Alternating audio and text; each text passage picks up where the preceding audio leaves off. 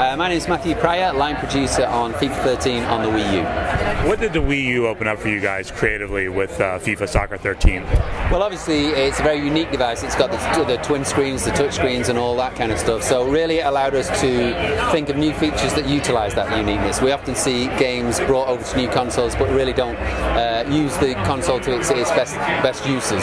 We really wanted to make sure we brought not only FIFA and the award-winning gameplay engine from 360 PS3, but also then on top of that create an experience that was unique to the Wii U and you can only get on the Wii U. Can you talk a little about the gameplay experience with the GamePad and what you guys are doing with that? Yeah, so what the GamePad did, it really allowed us to do many things, right? There's a lot of functionality we've crammed on that. From a single player perspective, it allowed us to revolutionise in a few areas. So shooting, passing and set pieces, three very core elements of gameplay.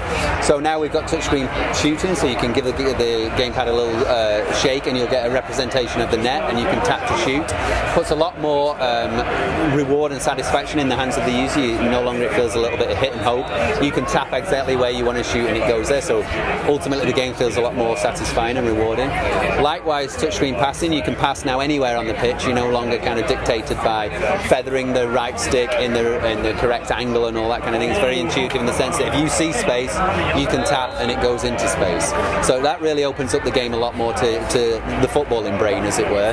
And then set pieces, that's kind of the real wow moment with the Wii U because it's functionality you just can't get anywhere else, and that is simply at a set piece you can now lift the gamepad and look through the gamepad into the kind of the virtual world, or virtual reality almost. Like it really kind of puts you on the pitch, and it's interesting what we do. What we see is people always look around the stadium or even turn around and look right down the field because it is something very unique and different that you can't get on 360 and PS3. But it's important to add all of that is complementary to existing functionality. One of our core mandates was we didn't want to break the experience for gamers who play 360 and PS3. All of that functionality is there, so if you have a friend that comes over who plays 360, he doesn't have to relearn the game on the Wii U. So it's just enhancing and complementing existing functionality.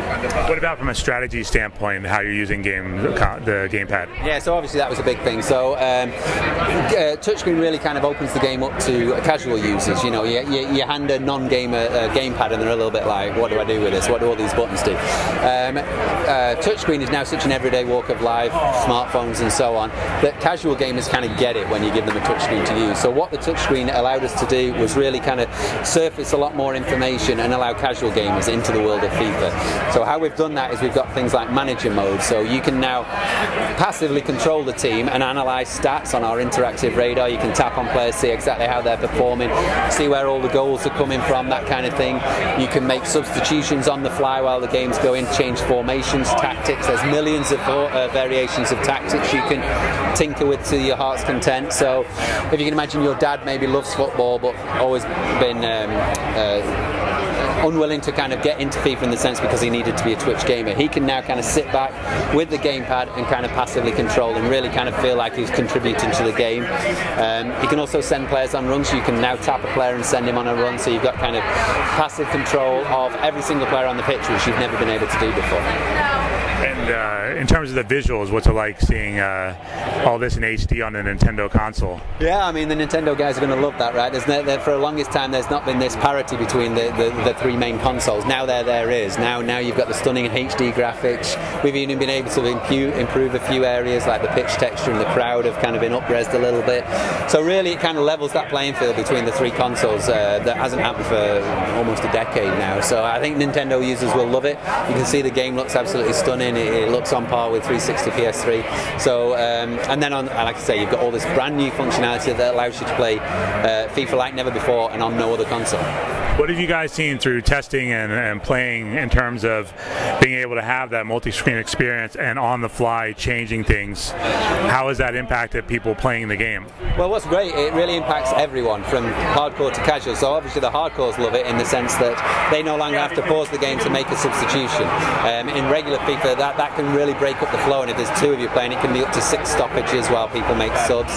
Now you can do all of that on the fly, and likewise in the real world formation formations often change based on what's happening. If you're 3-0 down, you're going to change your formation because clearly something's not working.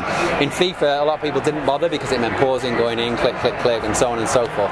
Now you can do all of that on the fly. Likewise with tactics, that was always previously quite cumbersome to change in the game.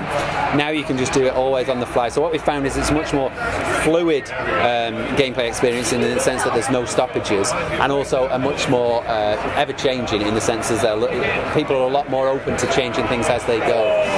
The other thing is obviously the casuals can now get into it, which is a huge thing for us. Like, you know, I can play someone who doesn't play FIFA on an almost level playing field, and we've also got co-op mode, which is a really exciting mode that allows one person to manage and up to 4 to play alongside him. So we kind of dubbed it the dad and son mode, with the anticipation that, you know, dad might play alongside son now, with dad managing and son playing the game. So it really opens up the spectrum to casual to hardcore and everywhere in between.